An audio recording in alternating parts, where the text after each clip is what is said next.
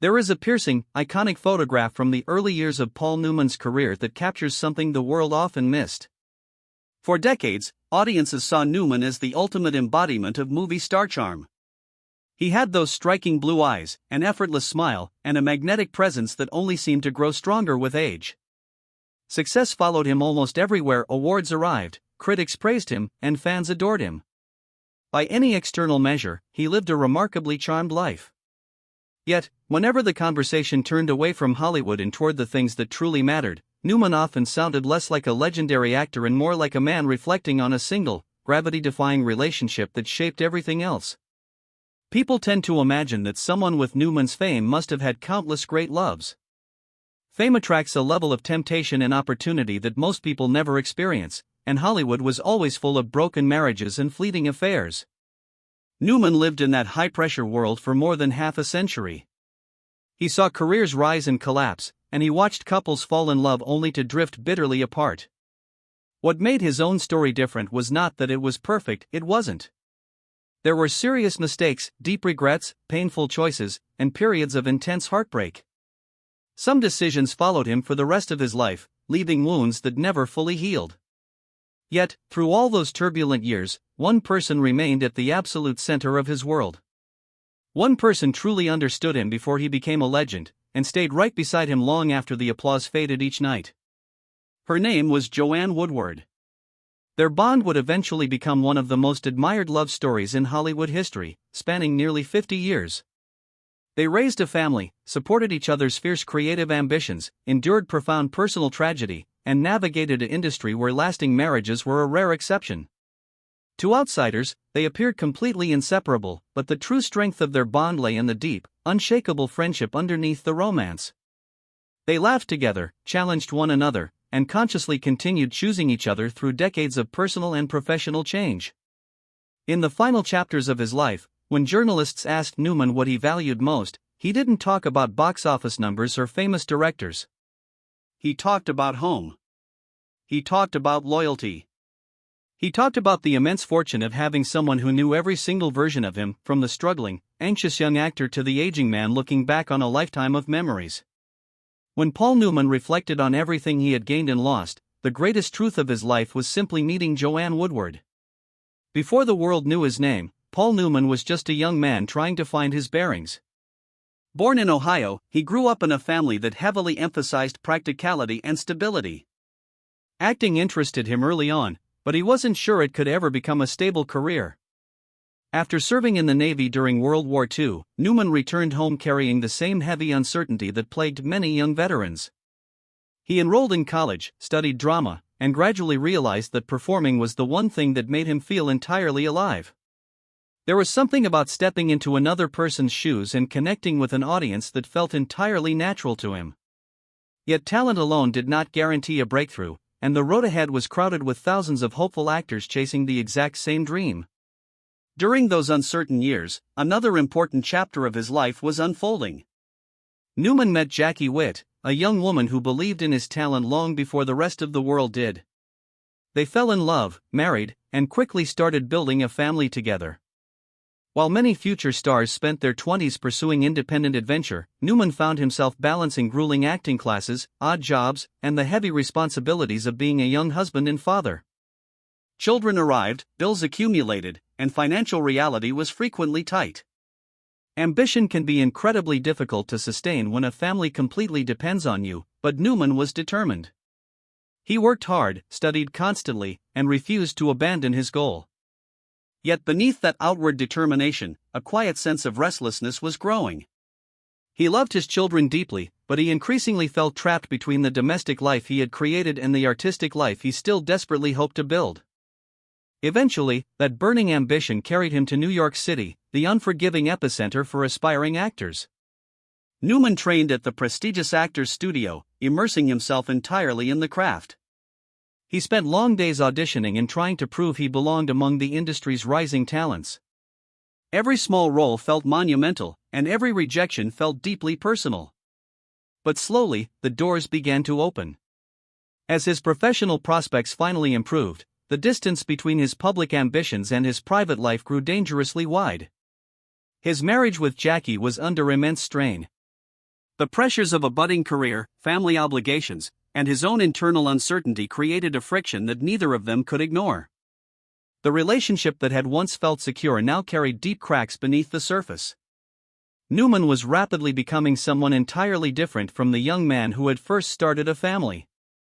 Then came a professional opportunity that altered the course of his life forever. A Broadway production brought him into direct contact with a fiercely talented young actress from Georgia. Joanne Woodward possessed a sharp intelligence and a quiet, grounded strength that immediately commanded the room. At first, she was simply another dedicated performer working toward her own independent dreams. Neither of them could have known that their meeting would spark an era, but from the moment Paul Newman first noticed Joanne, the trajectory of his life completely shifted. When they first crossed paths in New York during the early 1950s, neither was a major Hollywood star. Years later, Newman would remember those initial encounters with absolute clarity, as though some part of his subconscious recognized immediately that this woman was entirely different. Joanne stood out for reasons that had very little to do with typical Hollywood glamour. The industry was filled with beautiful people, but Newman was struck by her sharp wit, her fierce independence, and the fact that she was completely unafraid to speak her mind. While many young actors spent their time trying to impress executives, Joanne was hyper-focused on the work itself. She read constantly, asked tough questions, and possessed an innate confidence that did not depend on validation from others. At the time, Newman's marriage to Jackie created an invisible, heavy boundary that neither he nor Joanne could easily ignore. Because of this, their relationship began strictly as a deep friendship. They spent hours together between rehearsals, talking about acting technique, discussing literature, and discovering how effortlessly conversation flowed between them. There was an intellectual comfort in those exchanges that neither had anticipated. For Joanne, the situation was incredibly complicated from the beginning. She deeply admired Newman, but she understood the reality of his marriage and his young children. She made conscious, disciplined efforts to keep her emotional distance, wanting nothing to do with a situation that would inevitably devastate another human being. Yet, human emotions rarely follow convenient rules. The more time they spent together, the more impossible it became to ignore the profound connection growing beneath the surface. Newman found himself drawn to Joanne in ways that terrified him. It wasn't simple physical attraction. What truly affected him was the overwhelming feeling that Joanne saw right through him. Around her, he did not have to perform the role of the charming, handsome leading man. He could be uncertain, frustrated, and entirely honest. Those raw conversations gave him something he increasingly realized was missing from his existing life. As months turned into years, their friendship deepened into something much more powerful. Joanne's immense talent earned recognition early on, and Newman was steadily establishing himself as a highly promising actor. Success should have made life simpler, but it only made the truth harder to avoid. The feelings between them refused to fade. This left Newman facing agonizing moral questions. He cared about his children and felt a deep sense of duty toward them, yet he could not deny what was happening in his heart. Every time he tried to dismiss his feelings for Joanne, they returned with greater force. He was caught in a punishing psychological trap between loyalty to the family he had built and a growing awareness that his true future lay elsewhere. Joanne, too, carried an equally heavy emotional burden. She dreaded the public judgment that would follow if their relationship came to light, but there comes a point where pretending no longer alters reality. The connection had moved far beyond friendship, and they reached a quiet, unspoken understanding. The person they most wanted to see at the end of every day was each other. By the mid-1950s, Paul Newman was standing at a critical crossroads.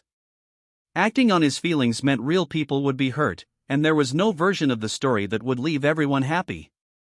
The ultimate end of Newman's first marriage was incredibly painful and complicated.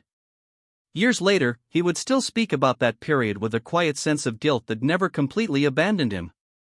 While he found lifelong happiness with Joanne, he always carried the sober understanding that the path to that happiness had caused real devastation to Jackie. As news of their relationship spread, public criticism followed swiftly. Hollywood loves a romance, but it can be notoriously unforgiving when that romance involves a broken home. Many outsiders viewed Joanne harshly as the woman who had willfully come between a husband and wife, a simplistic label that left absolutely no room for nuance. Joanne handled much of this intense public scrutiny silently, refusing to engage in messy press battles or defend herself to tabloids. For Newman, the pressure was immense. His career was accelerating rapidly, with major studios viewing him as their next big leading man, yet his private life was fracturing under a public microscope. Instead of enjoying his rising stardom, he was forced to navigate a minefield of emotional turmoil. Through it all, Joanne remained remarkably steady. Those who knew her described her as intensely practical and deeply grounded. She understood that real relationships are built on shared values, not media headlines. Rather than focusing on public perception, she focused entirely on the flesh and blood person standing beside her. That stability became the quality Newman valued most. In a world where emotions shifted with every box office success or failure, Joanne's calm certainty anchored him. The difficult chapter finally reached its conclusion when Paul Newman and Joanne Woodward were married in January 1958. The ceremony was simple, but the skepticism surrounding it was massive. Hollywood marriages had a notorious reputation for collapsing under the weight of competing egos, and skeptics confidently assumed theirs would be no different. But the newlyweds were entirely focused on building a quiet life together under the spotlight, well aware that the hardest challenges were not necessarily behind them. Fame was growing, expectations were multiplying, and temptations would inevitably appear. Yet for the first time in years, Newman felt a profound sense of peace. He no longer felt divided between two entirely different lives. Marriage did not slow their careers down; if anything, it marked the beginning of an extraordinary era where both reached the absolute pinnacle of their professions. During the 1960s, Paul Newman transformed into a global icon through cinematic masterpieces like Cat on a Hot Tin Roof, The Hustler, HUD, and Cool Hand Luke. He proved he was far more than a handsome face. What many people forget, however, is that Joanne Woodward was already highly respected as a powerhouse actress in her own right. In fact, she won an Academy Award for The Three Faces of Eve before Newman won his. For many couples, that level of simultaneous, high-profile success would have bred toxic resentment or professional jealousy. Yet Newman often spoke with immense, genuine pride about Joanne's brilliant accomplishments. He admired her intellect and her dedication to the craft, and he was never once threatened by her spotlight. That fierce mutual respect became the bedrock of their marriage. Still, admiration alone could not shield them from the relentless machinery of fame. As Newman's star power grew, so did the constant, invasive rumors surrounding his personal life. Magazine covers regularly celebrated him as the most attractive man in America, and journalists frequently speculated about affairs. Living under that level of constant scrutiny was exhausting for Joanne. Like any real marriage, they experienced bitter disagreements, frustrations, and moments of deep doubt. The brutal difference was that their private difficulties often unfolded while photographers watched from a distance. What helped them survive was a fierce, shared commitment to keeping their private life entirely separate from Hollywood. They intentionally raised their daughters away from the glare of the spotlight, developing quiet routines that reminded them they were husband and wife long before they were celebrities. Their relationship was built on endless conversation, sharp humor, and genuine friendship rather than a manicured public image. Newman also possessed a rare self-awareness that protected the marriage during its most fragile moments. He didn't pretend that the temptations of fame didn't exist; instead, he acknowledged them directly. Over time, he became increasingly vocal about the absolute necessity of loyalty and hard work in a relationship. As the years rolled on, many of the Hollywood couples who had once seemed untouchable quietly separated, but Newman and Woodward remained standing together not because they were perfect, but because they continued choosing one another. But behind closed doors, a devastating tragedy was approaching that would leave a permanent scar on Paul Newman's soul. It involved his son, Scott Newman, from his first marriage. Like many children growing up in the shadow of an iconic parent, Scott faced intense, psychological challenges that outsiders rarely understood. The world saw the immense privilege of being Paul Newman's son, but the reality was a suffocating layer of expectation and constant comparison. Paul loved his son deeply, but his meteoric career demanded constant travel and extended periods away from home. Looking back, Newman would later admit to the agonizing guilt of wondering whether he had given enough of himself as a father. As Scott entered adulthood, he began struggling heavily with substance abuse. The family experienced the agonizing cycle of addiction, moments of desperate hope followed by sudden setbacks. In 1978, the nightmare culminated when Scott died from an accidental drug overdose at the tragic age of 28. The loss completely devastated Paul Newman. Friends described a man overwhelmed by a paralyzing mix of grief and self-reproach. He replayed old memories constantly, wondering what warning signs he had missed, and whether he should have been more present. During those darkest years of sorrow, Joanne became far more than a wife, she became his survival anchor. She could not erase the agonizing pain, nor could she offer easy answers. Instead, she offered her absolute presence. She stayed right beside him through the wild grief, the anger, and the endless, unanswerable questions. She listened when he needed to vent his rage, and she sat in total silence when words became impossible, understanding that some wounds require companionship far more than advice. Determined that Scott's death would not be entirely meaningless, Newman channeled his grief into purpose, establishing the Scott Newman Foundation to educate young people about the dangers of drug abuse. Through that terrible valley, Newman gained a profound reverence for the woman who refused to leave his side. Fame had tested their marriage, public scrutiny had challenged it, and now, unimaginable sorrow had tested it. Through it all, Joanne remained. As the decades marched on, something beautiful happened. Instead of growing distant or routine, Paul and Joanne seemed to grow even closer. By their senior years, they had experienced nearly everything life could possibly throw at a coupled: monumental success, public adoration, private grief, and the constant friction of the spotlight. There were absolutely no illusions left between them. The idealized, superficial version of love had long since been replaced by a deep, cellular understanding. Newman never hid how much he valued his wife, often speaking about her with a refreshing, blunt honesty that stood out in a superficial industry. When once asked about fidelity and the constant temptation surrounding him, Newman famously replied, "Why go out for a hamburger when you have steak at home?" While the quote made humorous headlines worldwide, it carried a deeply sincere truth. Joanne was his best friend, his closest confidant, and the only person whose opinion actually mattered to him when the cameras stopped rolling. Their life became increasingly private as they traded Hollywood parties for quiet routines in Connecticut. They spent time with family, worked on extensive charitable projects, and enjoyed ordinary moments. Joanne fiercely refused to treat Paul like a living legend. She challenged him when necessary, disagreed with him openly, and kept him thoroughly grounded. To her, he was still just the man she had met decades earlier in New York, and that raw honesty was the greatest gift she ever gave him. As they entered their twilight years, they realized with a poignant clarity that time was becoming their most precious commodity, and Newman began facing the one thought that terrified him more than anything else: the inevitable possibility of one day losing her.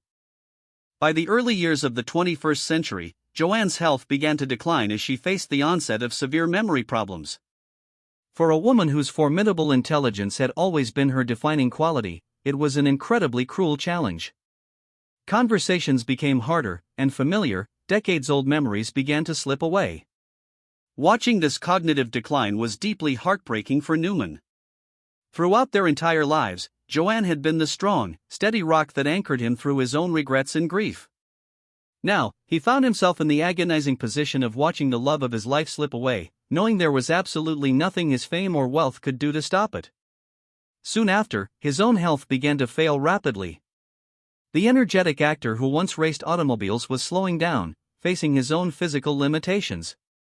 Yet, friends who visited their home during those final years described an atmosphere of profound, heartbreaking affection. The Hollywood glamour was entirely gone, replaced by something infinitely more meaningful: two soulmates quietly sharing the final chapter of a monumental journey. In September 2008, Paul Newman passed away at the age of 83. The global grief was immediate, as the world mourned the loss of a cinematic titan and a legendary philanthropist. But the truest, most devastating loss was felt by the woman who had spent nearly half a century by his side, the woman who had shared his highest triumphs, anchored his deepest sorrows, and remained his best friend through every single chapter of his existence. When people remember Paul Newman today, they naturally think of the obvious things: the piercing blue eyes, the legendary performances, the philanthropic legacy, and the effortless charisma. But if Newman himself were standing in the room, he would tell you that beneath all the noise of fame, it was his marriage to Joanne Woodward that gave meaning to everything else. Their story was never a pristine fairy tale. It began under incredibly difficult, messy circumstances, survived intense public backlash, and endured the ultimate nightmare of losing a child. What made their relationship remarkable was not perfection, it was their relentless persistence. Again and again, life tested them, and again, they chose each other.